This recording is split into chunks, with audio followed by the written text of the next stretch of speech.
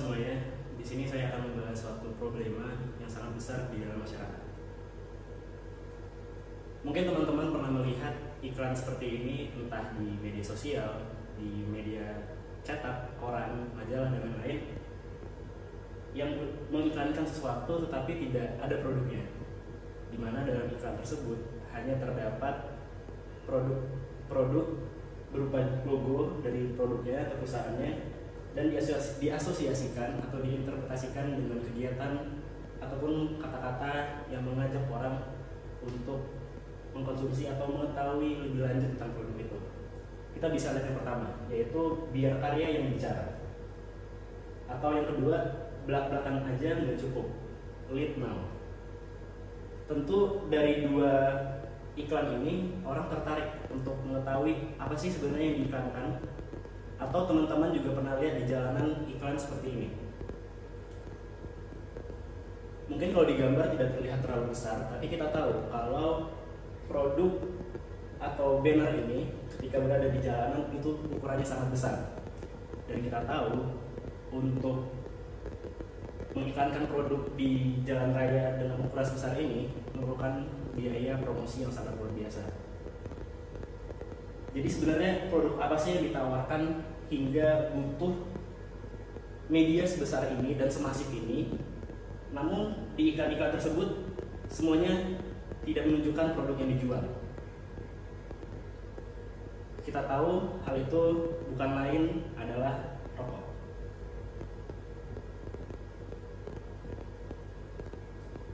Beratus-ratus tahun, beribu-ribu tahun sebelum kita lahir di dunia ini, rokok telah berkembang di kehidupan bermasyarakat. Dan kita tahu kalau rokok itu tidak baik untuk kita. Ini bukan berita yang baru, seperti yang saya jelaskan tadi, sudah beribu-ribu tahun rokok ada di dunia dan tidak ada satupun manfaat yang didapatkan ketika orang merokok. Di sini saya akan menjelaskan sebenarnya apa yang dapat merusak kita dari saat kita mengkonsumsi rokok, baik itu secara kita sebagai perokok aktif maupun perokok pasif bagi lingkungan sekitar. Mari kita lihat barang apa saja atau bahan-bahan yang berada di dalam satu batang rokok dan bagaimana manfaatnya bagi tubuh kita.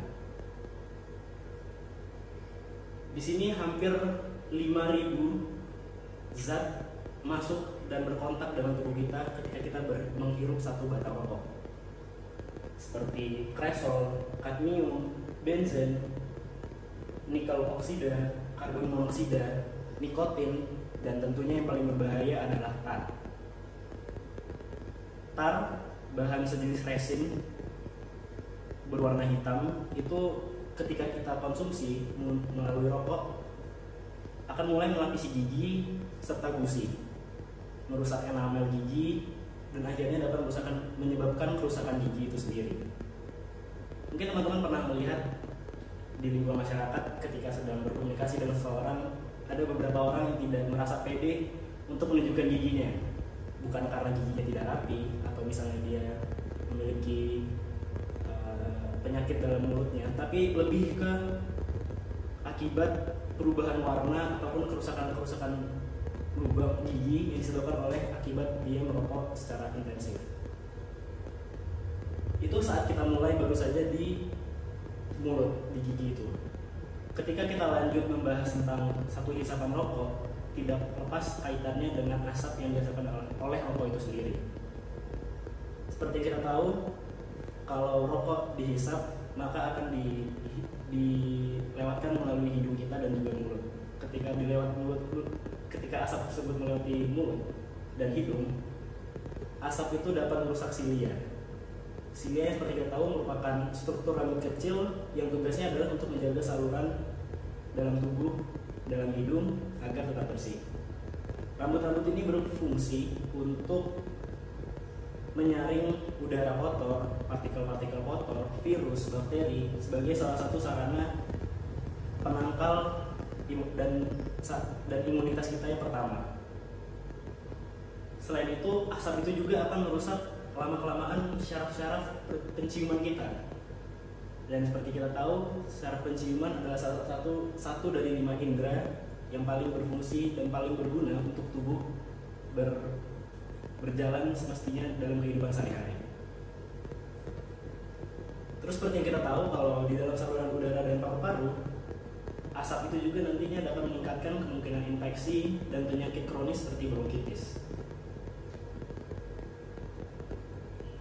Asap-asap itu juga nantinya akan masuk ke dalam paru-paru kita dan mengisi paru-paru hingga ke bagian yang terkecil, yaitu alveolus dan bronkitis, yang akan menyebabkan penyakit bronkitis.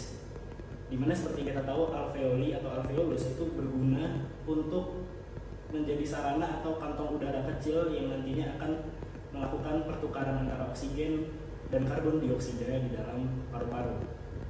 Dan tentunya hal itu akan membantu kita untuk bernafas dengan lebih mudah.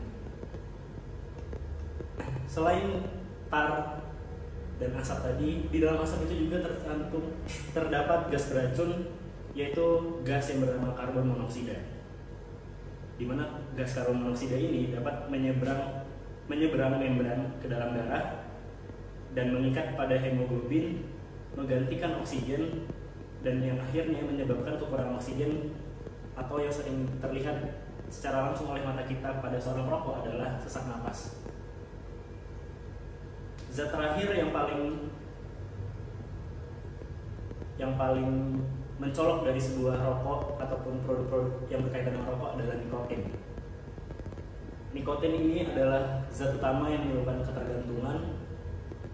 Inilah zat yang membuat orang tidak bisa lepas dari rokok, dan zat yang mengeluarkan endorfin bagi tubuh sehingga tubuh tidak bisa lepas dari sebuah rokok.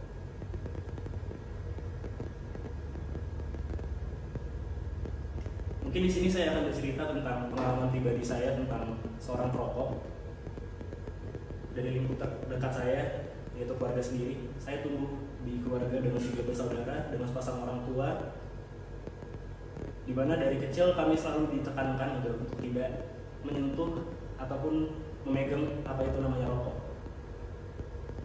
Dari kecil kami telah dijelaskan kalau rokok itu sangat berbahaya bagi tubuh kita. Rokok tidak baik.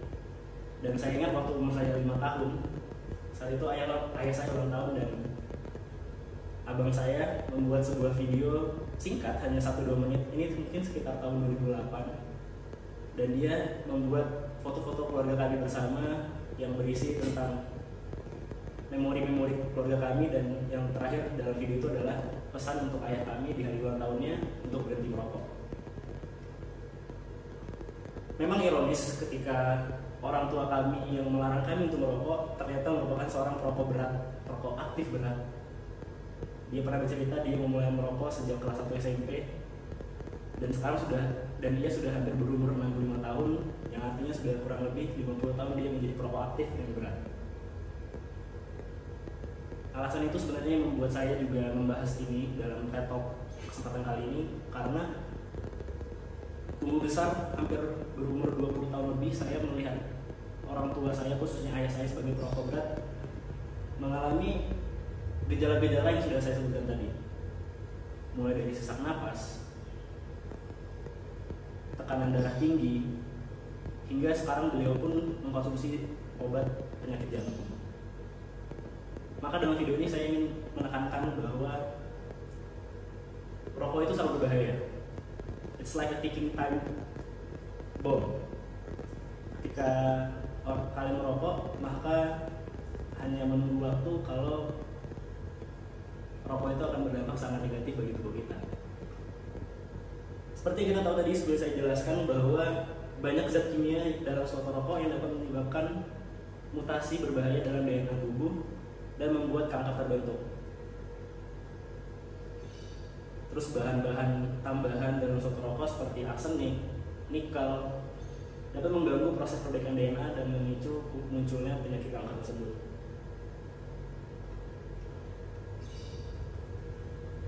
Di sini mungkin saya tampilkan beberapa dampak yang disebabkan oleh merokok, bersumber dari WHO tahun 2023, di mana hampir mayoritas penyebab penyakit dan kematian ini mayoritas itu disebabkan oleh merokok.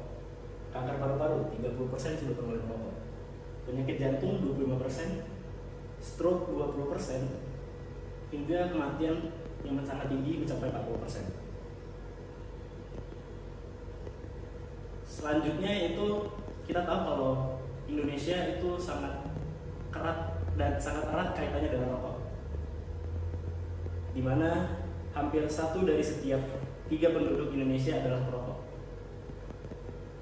Hampir 30% dari penduduk Indonesia adalah perokok, bersumber dari BPS. Dan ini juga disebabkan oleh budaya merokok yang sangat erat kaitannya dengan masyarakat di Indonesia.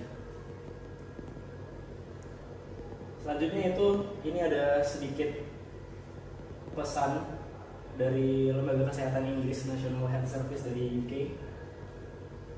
Grafis yang sangat indah menunjukkan ketika kita berhenti merokok dan melanjutkan pernapasan, maka pernapasannya akan menjadi sangat sehat.